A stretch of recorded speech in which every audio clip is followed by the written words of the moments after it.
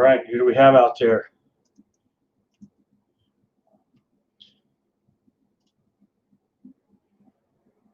Okay. Live stream reloading workshop happening right now. I'm sharing links to Facebook. So while everyone's jumping on board, let's just post these links, letting everyone know.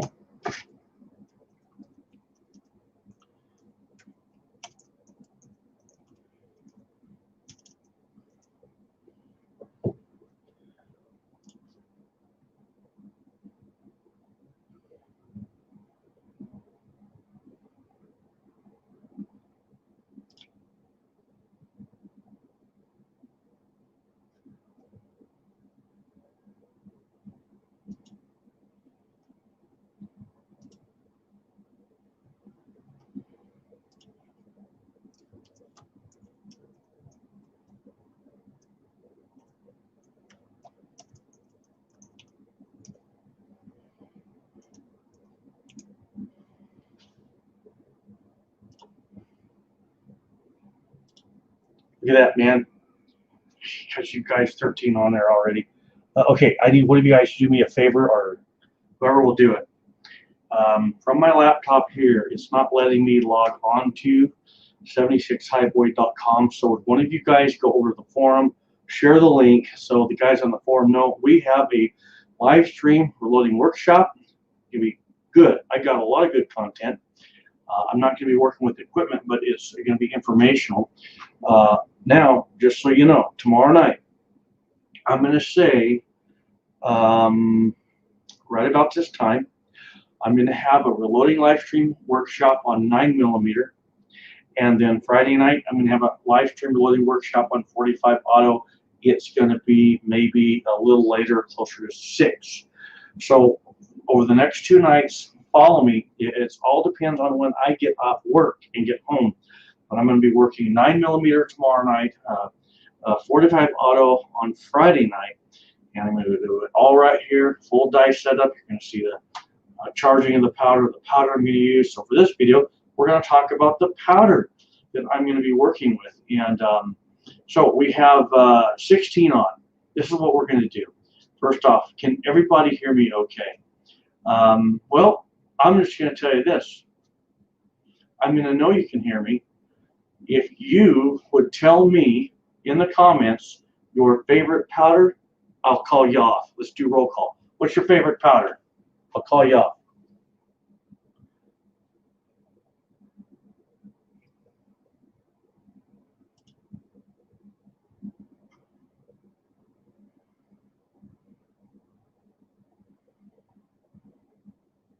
Pound SLS is in the house. He says he can hear me. Okay, Alaska one, Andy, Hodgson 4350.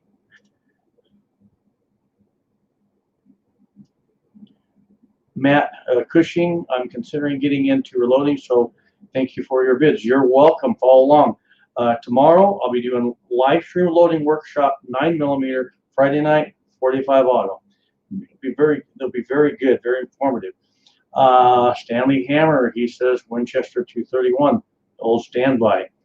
Walter Bunning, tight group, fantastic, great powder. Nick L, bullseye, he's a bullseye man.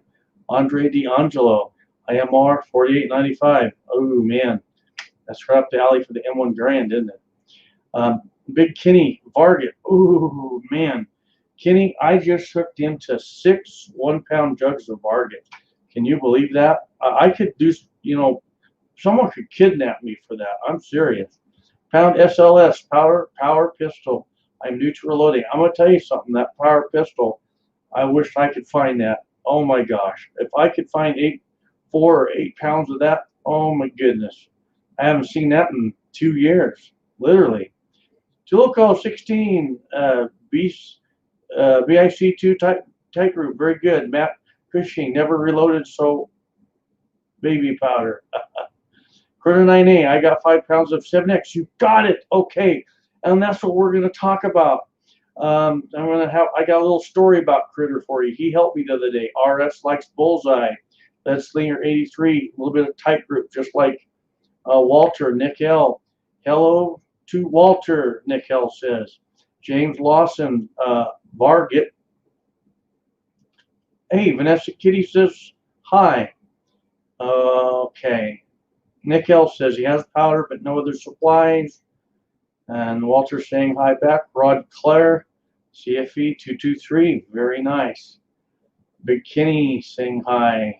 Cold Front 79, good evening, buddy. We got Rib Tyree. Okay, so first off, right now, sorry I'm a little off to one side because you guys got to see this over here. Oh, and you got to see this. Wonder what's in that box. I'm going to show you. There's nothing big in this box, but I think you guys will appreciate it just for what it is. So first off, man, components are just getting harder and harder to get. How are you going to get your components? A couple months ago, I said on a live stream, you have to go every day to the gun shops. Today, I hit one gun shop. That's all I could get in today. But every day this week so far, I've been to 4 gun shops. I even went into one later last night in another town away. So here's the deal.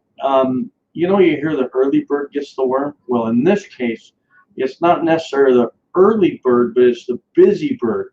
Man, if you need the components, you got to go into every gun shop every day, every day, every day. Try different times, switch it up. You know, a little here and a little there and a little here adds up. But think about something. I average 3 gun shops a day. That's 21 gun shops a week. And so out of that, I might get, say, 2 jugs of powder and 1 primer. Well, I haven't got primers for 2 weeks. So that's 42 gun shops I've been to, and I've only got 2 bricks of primers, right? So just don't quit. Don't stop. Who's the toughest person in the world to beat? The one that never quits. So don't complain about it. Don't get mad. Make a goal. Make a plan. What gun shops are you going to go to? And every day you're going to go, and all you're going to do is do business. Go in, look, boom, boom, know what you want, have it all, you know, on your smartphone or wrote down, however you got to do it. And every day, go to that shop, man. The guys that really want it, the real reloaders, the real shooters, go every day, and bam, you got it, okay? So that would be my best advice I could give anybody for getting components. And I'm going to tell you guys this. It's true. Prove me wrong. I have been reloading now for 41 years. This is the worst I've ever seen it. I have never, ever seen in past elections, you know, I've seen the shelves hit hard, but this is, it's unprecedented. It's insane. So you got to get it. And so, you know, if you don't have it, you can get it. You can. It's there. This is how it works, okay? The military gets it first. Law enforcement gets it second.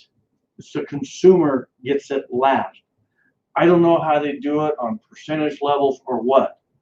But what trickles to the consumer is much less than what the military and law enforcement get. And we don't get the same stuff that they get, okay? Kind of like those particular bullets that, well, law enforcement uses, you're probably not going to see those sitting on the shelves. You're going to see other very good quality bullets. So it is there.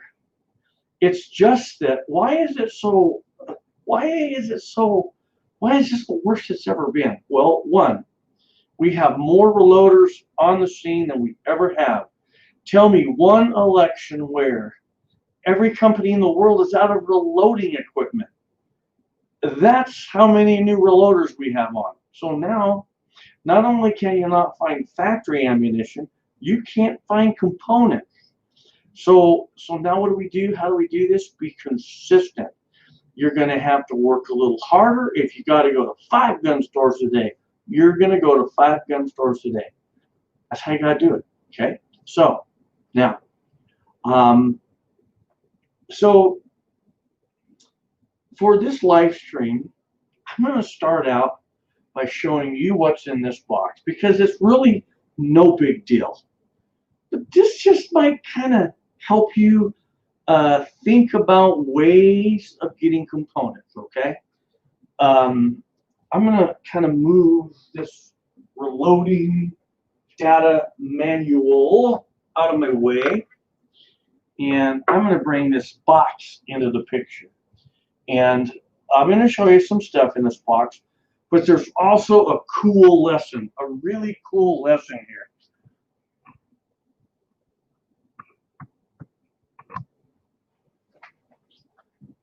Okay.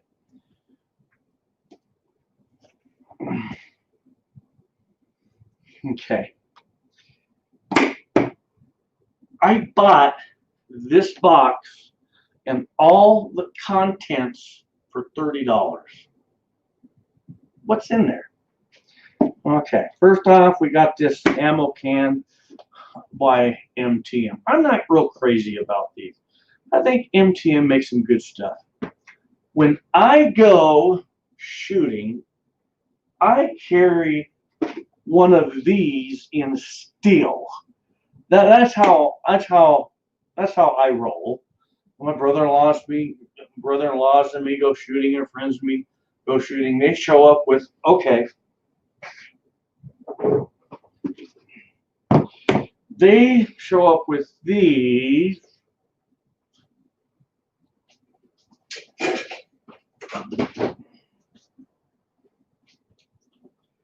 I show up with these. Okay, not all the time. Not all the time. When I'm working loads up or just shooting minimal, I've got these. But I've never really cared for this type of ammo box in plastic because you get a lot of weight in it. It cracks, it breaks, you break the hinge. But this isn't a bad deal. These are like $13. I saw 13 bucks, you know. So in it we have an empty bottle of lubricating oil. Okay, that's gone. I have a couple bottles of this is metal touch-up. Okay, metal touch-up, and then this is super blue for bluing your own firearms. I don't touch my firearms up and I don't blue them. I just don't. Here's the thing. On a firearm that I wouldn't send in to be professionally done, a revolver like that, it's going to look okay with the patina look. You got a little nick on it here or there. That kind of looks cool in my opinion. Okay. So I think you can look worse with this. I do. I think it looks kind of shabby, right? And then bluing, if I'm going to blue something, it's going to be something I want to look really good. Now, I'm not saying some guys don't do a good job, but for me, no. So this, I'll probably pass this on to someone, whatever. I'm not saying that's not good. It's just not my gig. So what do we have in here? Walter Bunning's going to come running over here. He will. He will. Because I have a box of brand new Sierra 180 grain jacketed hollow points. Brand new box. Every one of them are in there.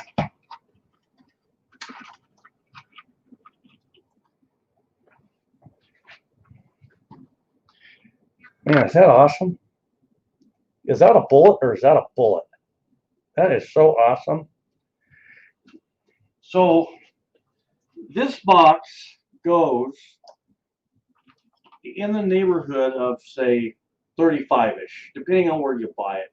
Some places are like 39, but right now I've seen some of these a lot higher than 40. Okay, so let's just call this 36, be conservative.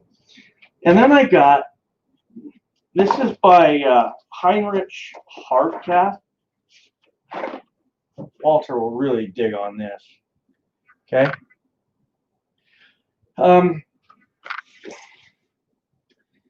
51 of them. So I got 151 bullets, 4, and the box, $30. Okay. These are 44 caliber hard cast. They're bevel base semi wad cutter. But I also got this.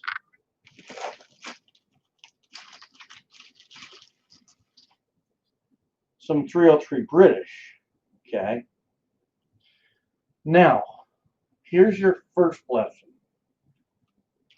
These are reloads.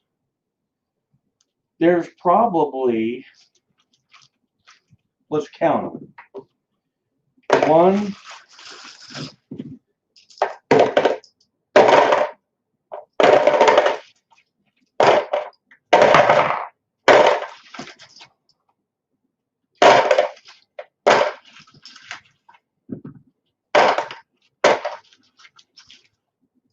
32 of them.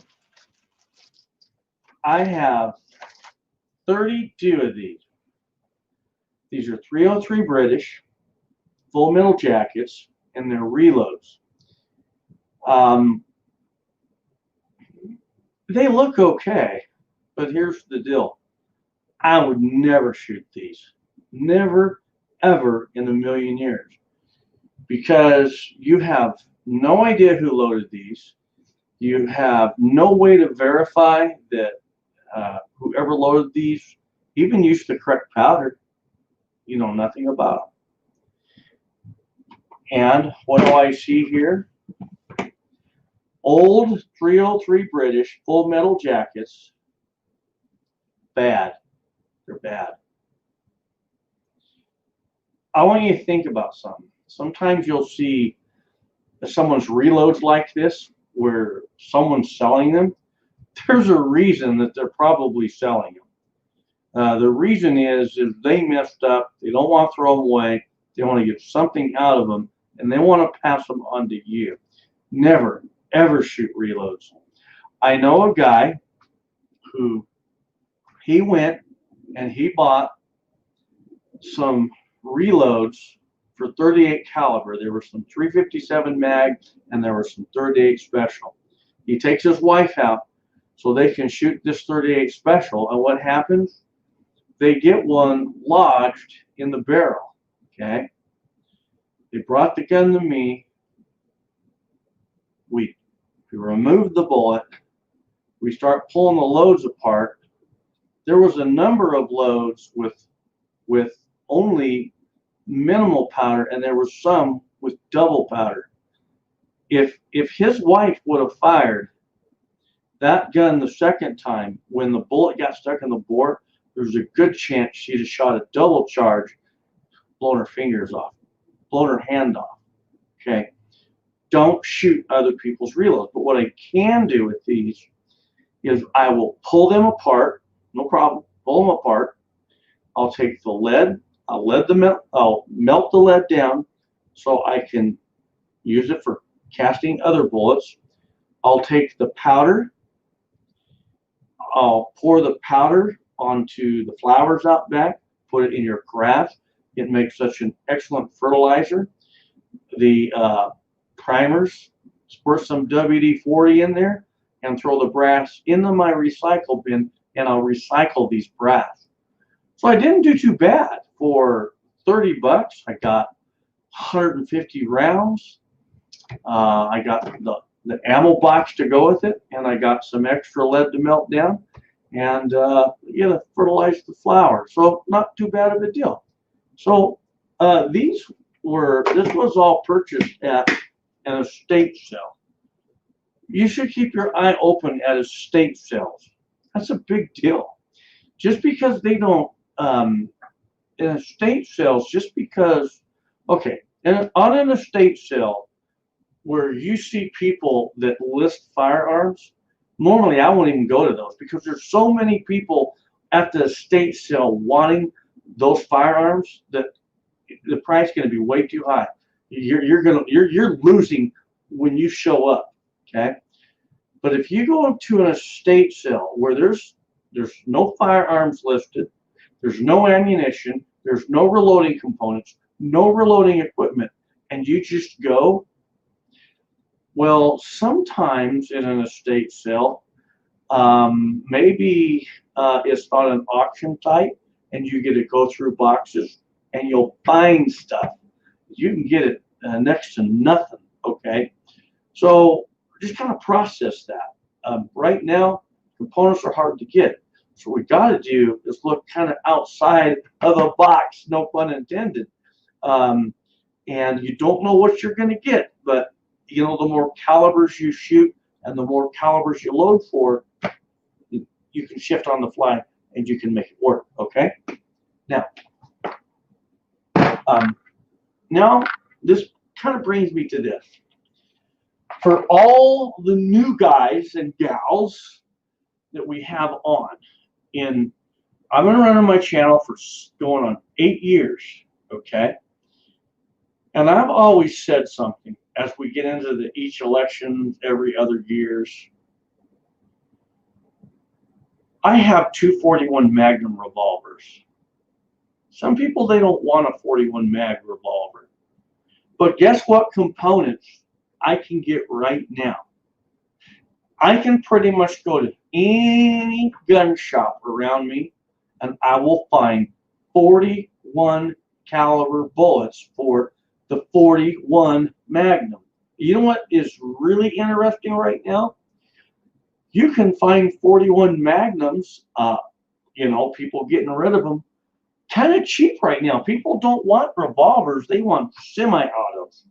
So you could get a 41 Magnum revolver pretty cheap, probably more affordable than most guns.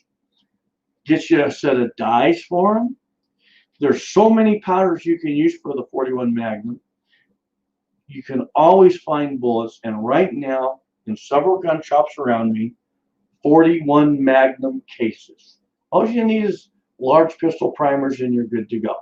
So I want to think about that. 41 Magnum, that's huge. Just so you all know, during election years, I would always either make a video or a live stream showing the 41 Magnum components I bought. The reason I haven't bought any is I have so many 41 Magnum. I have 1, 2, 3, 4, 5, 6, 7, 8, 9.5 boxes of 41 Magnum. I don't need any more. So if you're a reloader and you want, one, you want to kind of broaden what you're doing. Two, you always want to be able to acquire components just so you can shoot something. Take a look at the 41 Magnum. It's a little more meaner than a 357 Magnum, and it's a little more tame than the 44. Okay. Okay. A guy can always load and shoot 41 Special too. Bingo. Gives you options. Right out of a 41 Magnum, you're shooting 41 Special. Okay. Okay. We got 26 Gun Kitty, the Catnip Outlaw. I love that. That's awesome. So now, okay, I want to talk about a new powder that I'm on to. Anyone who's followed my channel over time, they know that I'm a huge fan of Unique. I've always been a huge fan of Unique. Why? You can always find it. If you look hard enough, you will find Unique. Well, I know where some Unique is, but I'm going to pay. Oh, I'm going to pay dearly, right? Well, I've always kind of heard about the Hi-Skor 700X. I've kind of heard it in the background. People using it for different handguns. Basically, Unique is a shotgun powder, but it's named Unique for a lot of reasons. You can use it in a whole slug of handgun calibers. Okay, so it's versatile that way. Okay, it's a great powder. Well, here we have a basically 700X, it's a, okay, hang on.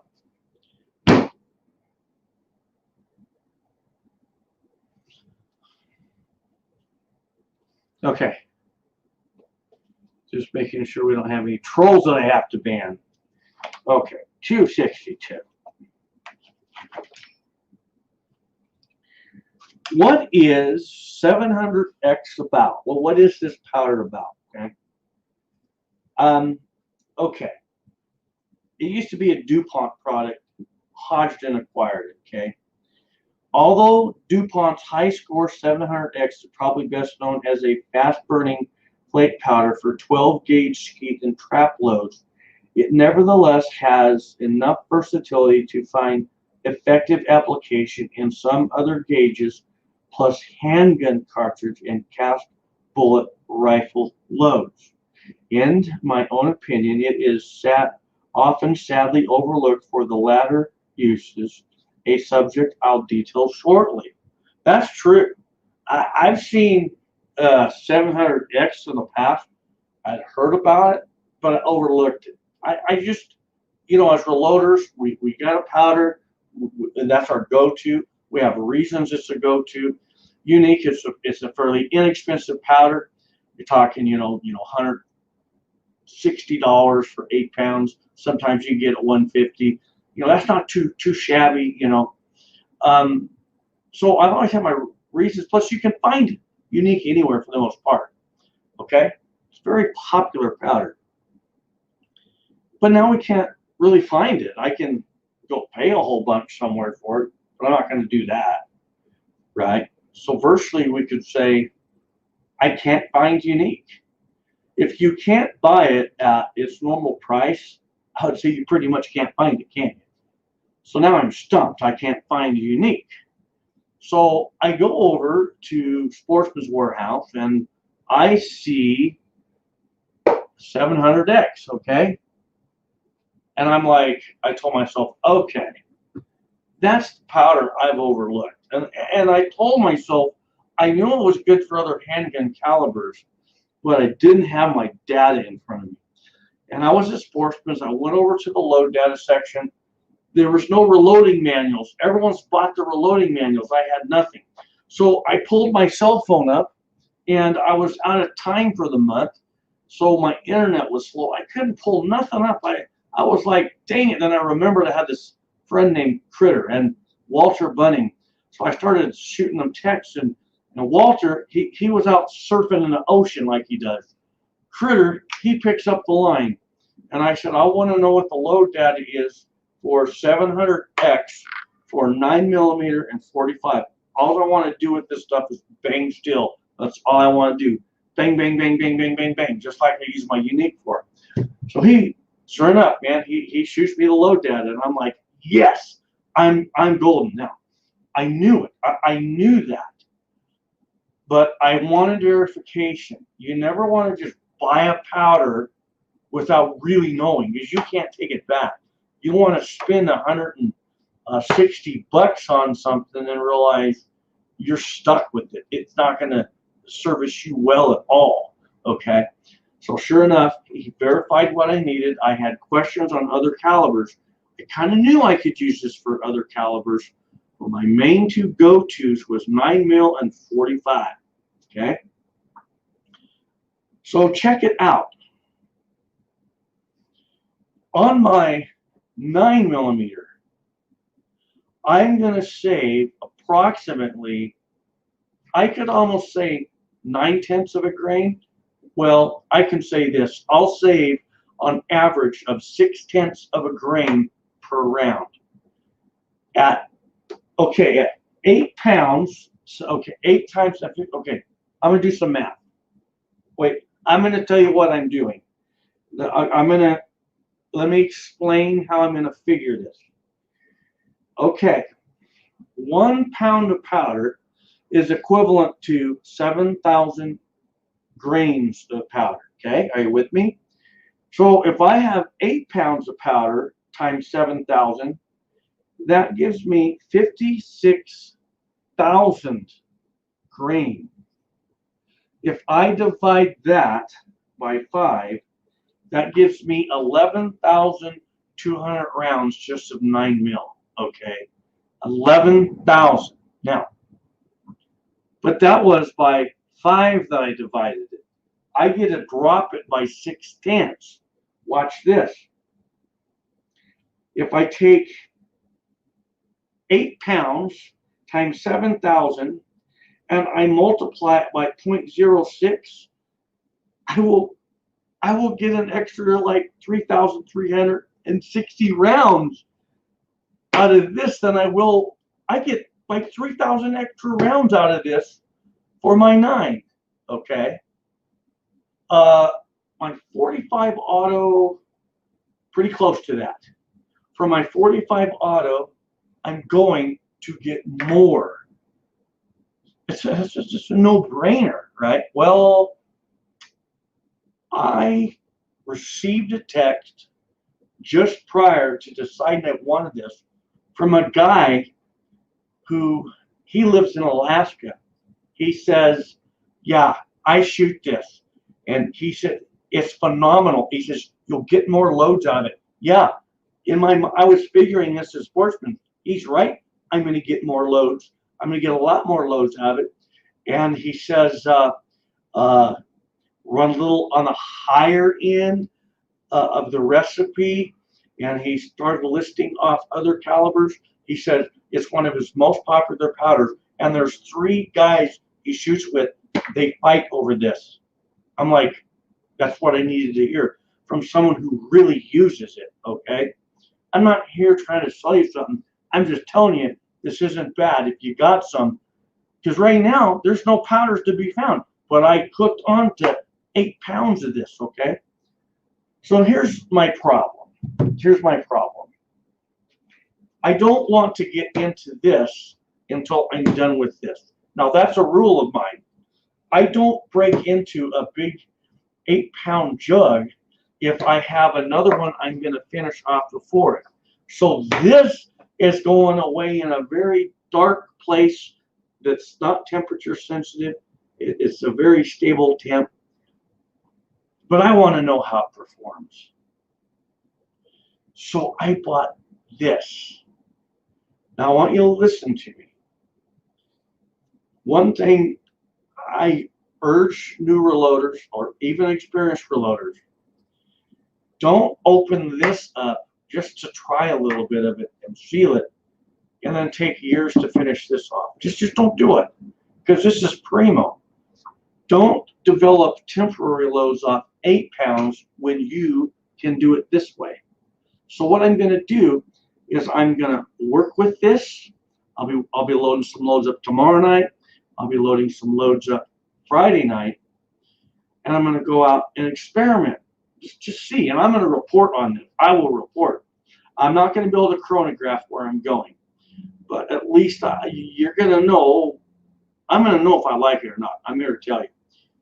But what I'll do is I'll burn through this, and I'll know, and then I'll finish this old can of Unique before I ever open this. Okay? So, check out the Hi-Skor 700X, fabulous. Let me give you an idea of some of the handgun cartridges. You could use it in 38 Special, 357 Magnum, 41 Magnum, 44 Special, 44 Magnum, 45 ACP, 45 ACP, 45 Long Colt, and then it's got you can use this in 30-30 Winchester, 280 Remington, 270 Winchester, 257 Roberts, 308 Winchester, 30-06, 38-55. That's a versatile powder, very versatile. That's crazy to think that I could take this and run my 30-30 with it. You know, I mean, that's pretty cool, right? Not that I got specific powders I run my 30-30 with. But guys, right now you can't buy powder. Well, this fits a big bill, and I'm here to tell you, if you can hook on some Unique, get some Unique, it fits a big bill too. The list of calibers you can shoot that through is massive. So, you know, like you got an M1 Garand and you're running 4895, whether it's Hodgson's or IMR, yeah, you could run Varg and other things, but you're limited. Well, man, these two powders, it opens the door for you want to shoot, right? So kind of check that out. Now, I want to talk about low density of the powder, but also I want to talk about okay, no fair weather, great plinker for 30. I bet it is.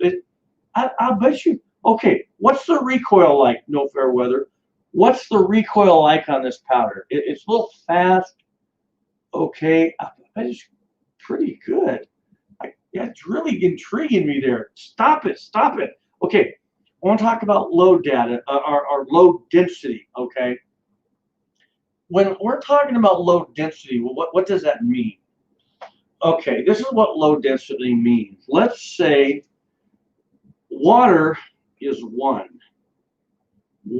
unit. Let's say we have a 9mm case and we fill it halfway. I don't know. Where do you want to fill it to? Do you want to fill it a quarter of the way, a half away, 3/4, or all the way? However you're going to do that. Let's just use half, because we can understand half. Okay. At half of the case filled with water, and water being low density of 1, for us to get that same amount of powder into the case, we're going to have a little more fill on volume because of airspace in that powder. I hope I'm explaining this right, pretty understand it. So on low density,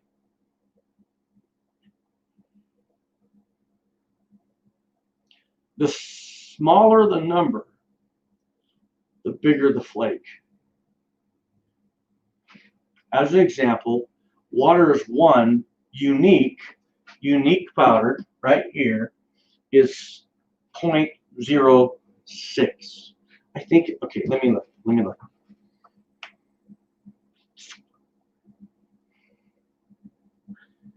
Hang on, let me, I want to make sure I'm right. I'm going to tell you about this book in just a second.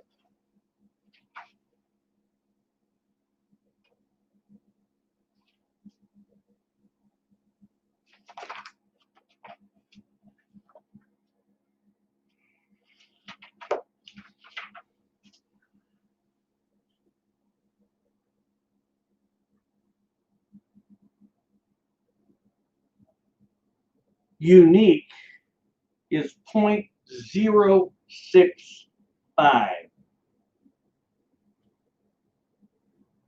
700X is 0.05. The larger the number, the smaller the flake or the powder. The smaller the number, the smaller the powder, the better it meters in your powder measure. Unique is a little difficult.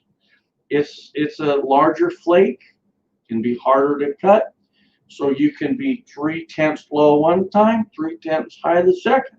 But now we have a powder that's 0.05, a little smaller. It's a little smaller flake, and I'm not going to show you because the live stream doesn't do it justice visually, but it's going to meter a little bit better than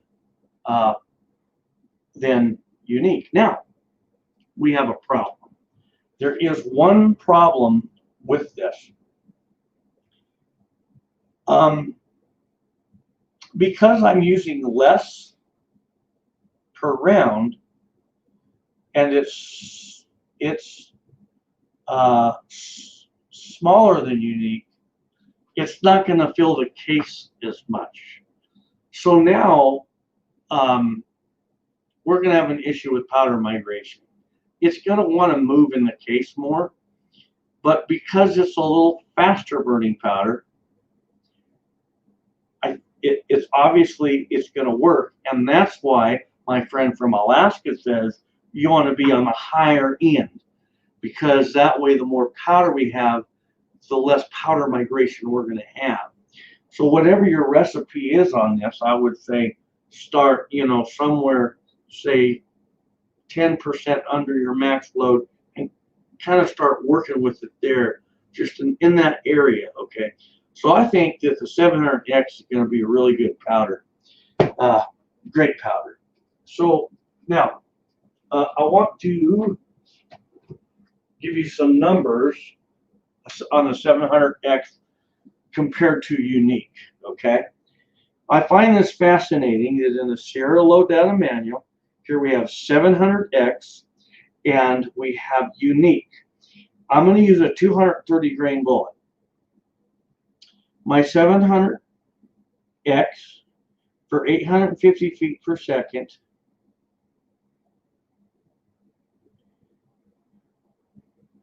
is 4.6 grains.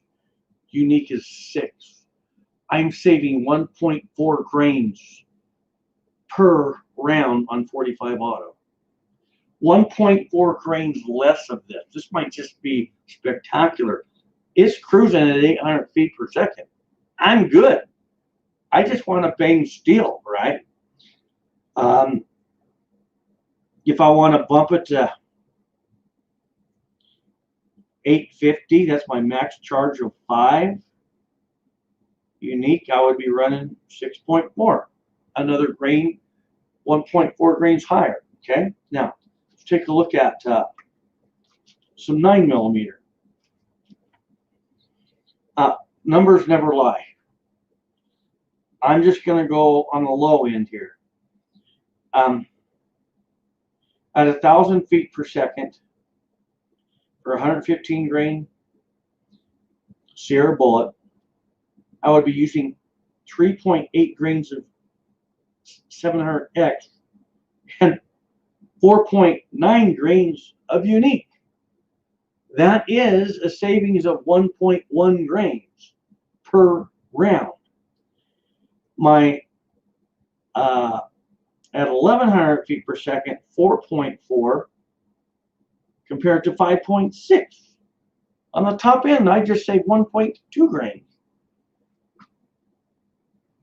It's about comparable to unique, but I'm getting I'm saving at least a grain, 1 grain of powder per round.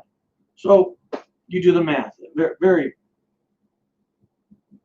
Dave says, interested in comparison. I think that if I really like this, I'll probably just phase out my unique and just stick with this. And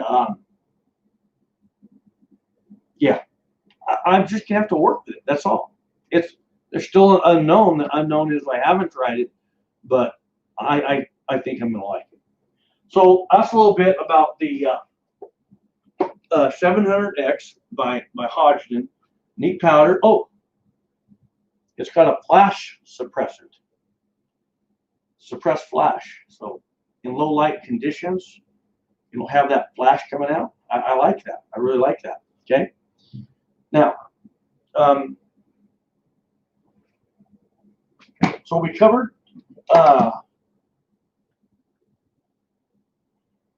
was the title? What was I going to cover? Oh, okay. I want to talk about primers.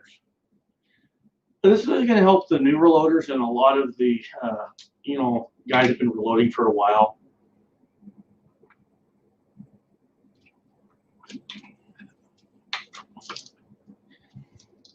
I'm going to tell you a mistake I made. I made a mistake a couple weeks ago. I was loading for my my Mosin. No, I'm sorry, my 8mm Mauser, and it called for large rifle primers, and I put large pistol primers in there, and I was like, why did I do that? Gates, you humble me. I want to thank you so much. Thank you very much.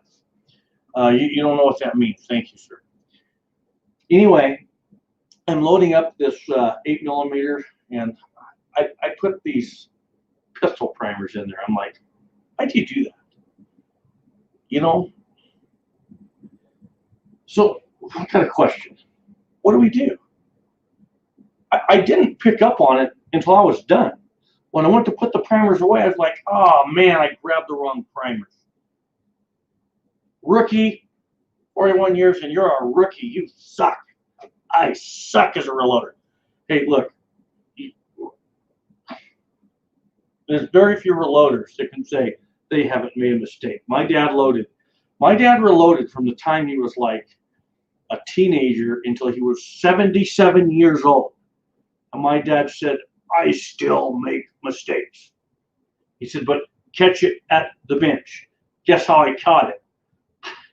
I loaded them all, and when I went through all my components, I grabbed the wrong primer. Okay, I caught it. What am I going to do? Am I going to pull this cartridge apart, decap it, and what am I going to do? You know, all right. There's something we got to have. We got to have knowledge. A pistol primer can withstand up to 45,000 PSI. Okay. The load I worked up was, some books saying 39,000 PSI, others saying 43,000 PSI. I ran it through my software, and I got my quick load software, and I'm pulling up a 39.9 PSI. I'm good. I can shoot the pistol primers. The pistol primers will withstand up to 45,000 PSI. Now, you tell me what's the bigger mistake. Is it a bigger mistake to accidentally put the pistol primer in, or is it the bigger mistake to not have the knowledge to know whether you can use them or not? See, as a reloader, we're human. You're going to make errors, right? But the fact is, in all my readings, some guys with their rifles, they would prefer the pistol primer because of accuracy. They're not shooting these incredibly high pressure rounds. They are dealing with a heavier firing pin coming off the rifle that, you know, you do have a chance of piercing the primer, but you're not going to pierce the primer if those pressures are under 45,000 PSI. Okay? That's why technically, okay. Okay. I'm going to ask you a question. I really want you to think about this. I'm going to watch the comments. List the different primer types off. Go ahead. Everyone, I want you to list all of the primer types off.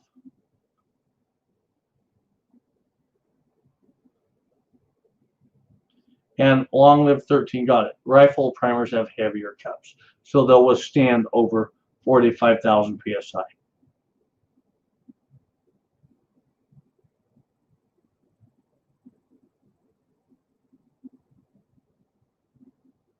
I'm going to let you guys list them off, and I'm going to go get a book. So nobody says I'm full of it. You're going to learn something. Here, hang on.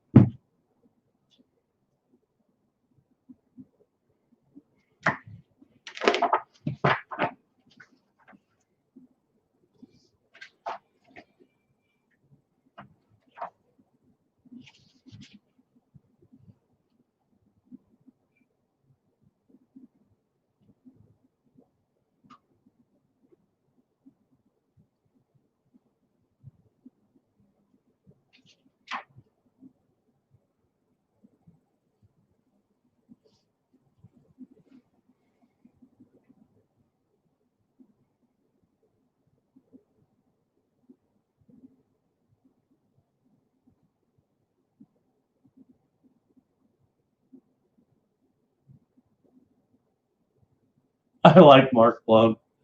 Okay. There are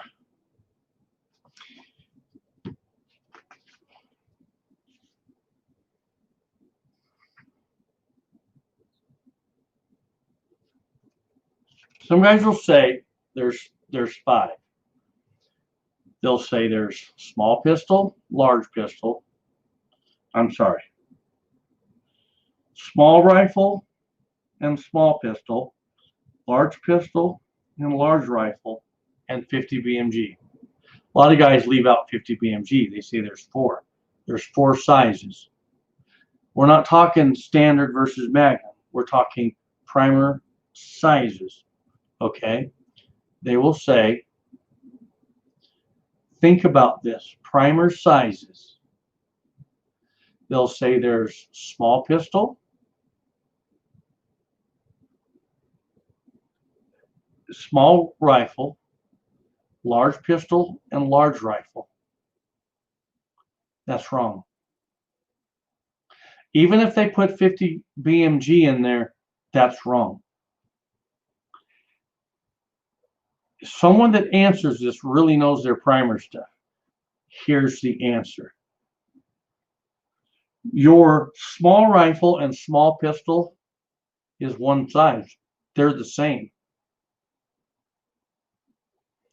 Your large rifle and large pistol are different.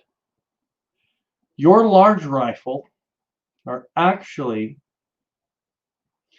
somewhere around-ish 6 to 10 thousandths taller than a large pistol primer. So we have 4 sizes. The first size is small rifle, small pistol. The second is large pistol. The third is large rifle. And the fourth is 50 BMG. Echo says large rifles are taller than large pistols. There's your 2. Small rifle and small pistols are the exact same size. There's your 3rd. And the height you have to be careful with. So the only one he didn't include was the 50 BMG. But I know Echo knows that. Echo knows the 4 types. Large pistol and large rifle are 2 different sizes, height-wise. They're the same diameter, 0.210, but they're different heights. It's your small pistol and your small rifle that are 0.185 or 185. Am I right on that? It's been a while.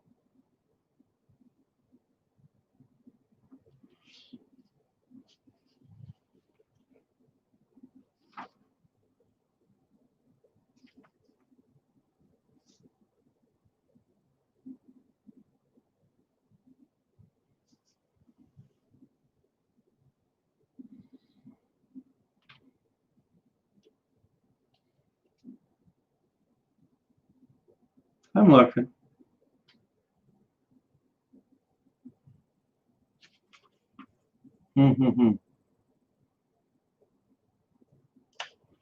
What's the diameter of the small Echo? I'm drawing a blank. It's 0.175 or 1. I think it's 0.175.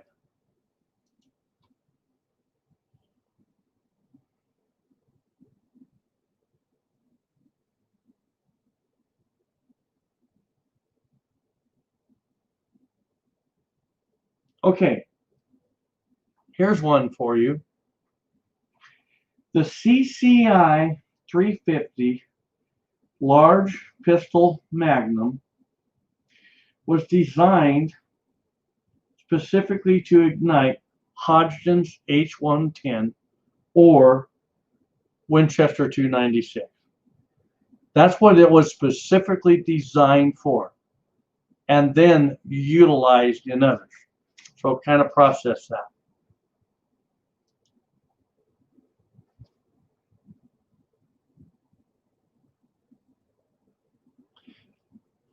Andrew Cook, I don't separate head stamps on once fired cases. You can, you're not wrong, but for my once fired cases, it's just my high volume bang bang ammo. I'm not looking for accuracy.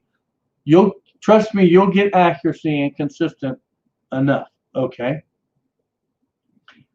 Here's how you can test the theory, Andrew. For whatever you're loading, do 100 of them with all matched head stamps and 100 of them with unmatched, and take them out to the application in which you want to shoot. If you're going out 600 yards, you're going to be pretty disappointed in mixed head stamps. If you're just banging still, you're going to find that it's all right, okay?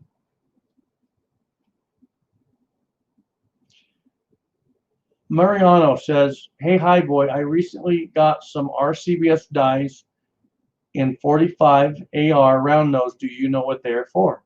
Yeah. It's for 45.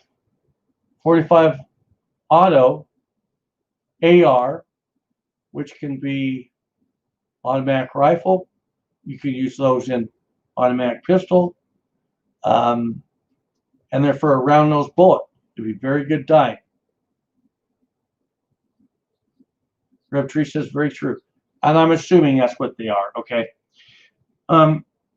So now primers, what do we take away from this?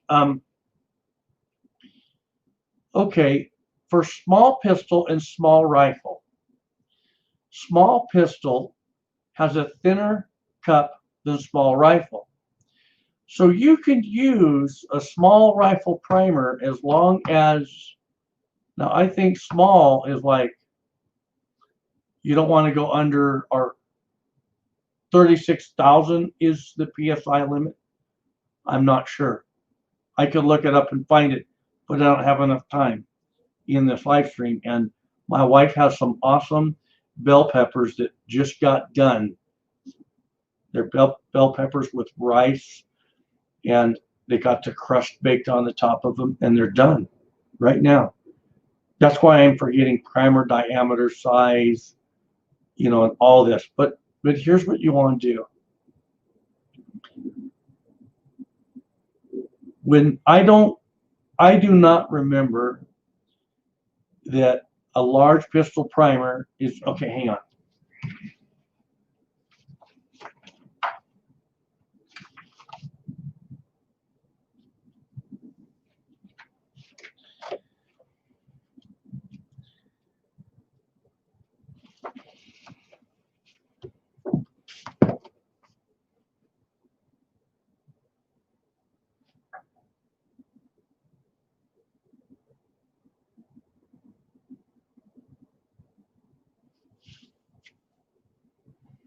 Oh, small primer diameter is 0.175, okay? I think I said 1.75. Duh, it's been a long day. I don't remember numbers like 45,000. I don't remember that stuff. But what I do know is this, and you as a reloader need to know this. Small primers are, no, pistol primers and rifle primers are designed to withstand different PSIs. Therefore, if you use the wrong primer in the wrong application, you can ask yourself,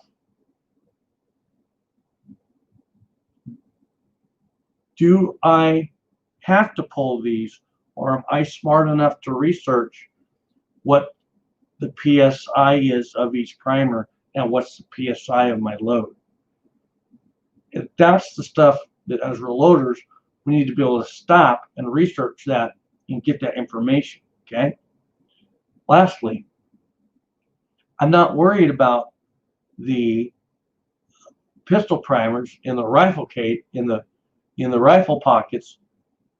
They're going to be 6 to 10 thousandths shorter. I measured mine. Mine are only 6 thousandths shorter. Yeah, it's my firing pin will have no problem igniting that primer. Okay. So so there we go. Tomorrow night I'm going to be here, and I'm going to be loading some 9mm for right here, the 700X. And then Friday, I'm going to be working some loads up right here for this 700X. You're going to see it right here on this bench. I've never loaded this, but I'm going to do it with the 1 pound. I'm not going to open this 8 pound. So I'll work my loads up and do it right here. And once I shoot these, I would imagine I'm going to try. We have to go see our mother-in-law this weekend. She has dementia, and so she's our priority. But I'm going to try and get these rounds shot this week. So maybe next week I can do a live stream loading workshop and tell you what I thought of the 700X. That's what I'm going to do. So John Lincoln, so I watched your video on how to properly resize. I'm saving up for the competition shell holders. Any tips to get the dog hunting on properly with a normal shell holder? Yeah, get your cam over set up based off of a 16th to an 8th turn. And then after that, every 16th of a turn, you're going to drop about a thousandths. But those competition shell holders, that's the way to go. If I were you, I would just wait till you get those. That's what I would do. Also, when it comes to using something like a small pistol in small rifle or large pistol in large rifle or backwards, couldn't you just work low on the powder drop and check velocities? Yeah, you can. You can.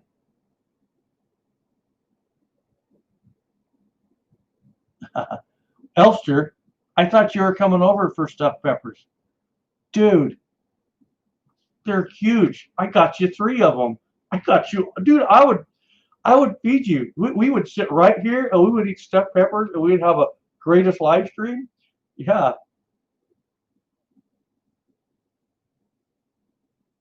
Okay. Hoghead is asking me how many rounds you shoot before you decide on the right load. That has nothing to do with it. Nothing.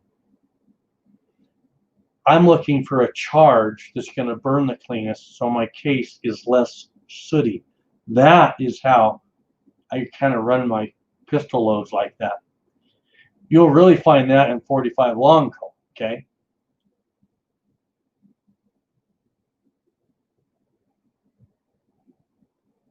Come on over, Danny. Danny Devine. He wants some. Come on over. Andrew, have you had any experience with Ramshot Hunter? Oh, yeah. Yeah, it's very good stuff. Oh, yeah. It's good stuff. You're darn right I have.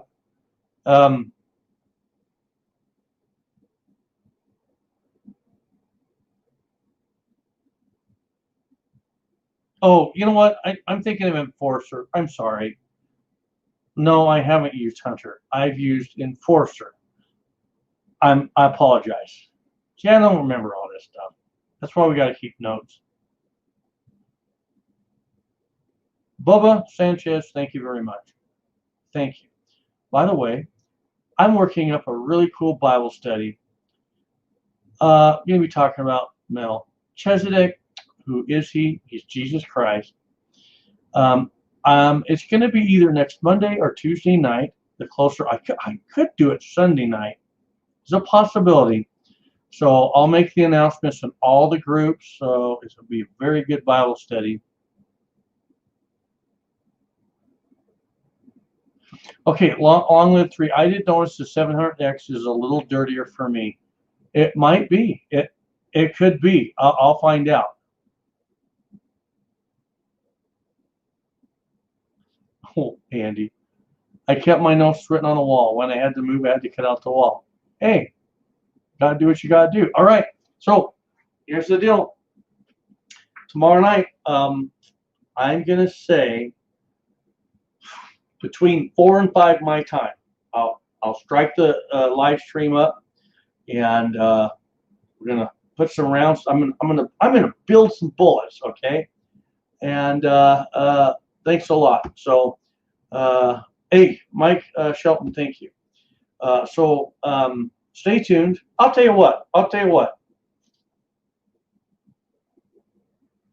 Oh yeah, I love my Montana Extreme. Yeah, I do. I got some other CLPs, but I bought them really cheap. But I really like my Montana. I do. So, and I bought it, my money. Okay. Um, who wants a Bible study in 1 hour? Just tell me. Just tell me. Who wants the Bible study? It's like I'll be over there in my chair. I'll be sitting back because I've been running all day, but it's a good Bible study.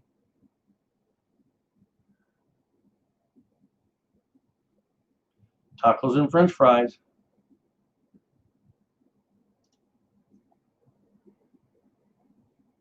Okay, John Lincoln, me, tacos and French fries shirt. Mike Shelton, I'm in. Okay, all right. Reb wants my cleaning rods and he wants a Bible study. Bergen in. Okay, I'm going to go eat some stuffed peppers, so I will report back how the stuffed peppers are, and we're going to talk about Melchizedek and Abimelech. We're going to talk about that. It's awesome. It's awesome, and I put a lot of prayer in it, and the Lord really put a lot in my heart. So in 1 hour, the Lord's going to come. The Holy Spirit will speak to me. Okay. Yes, I'm trying to get closer to God. Oh, we're going to talk about that. Okay. I'll go eat, and I'll see you guys in 1 hour. All right. We'll see you guys on the next.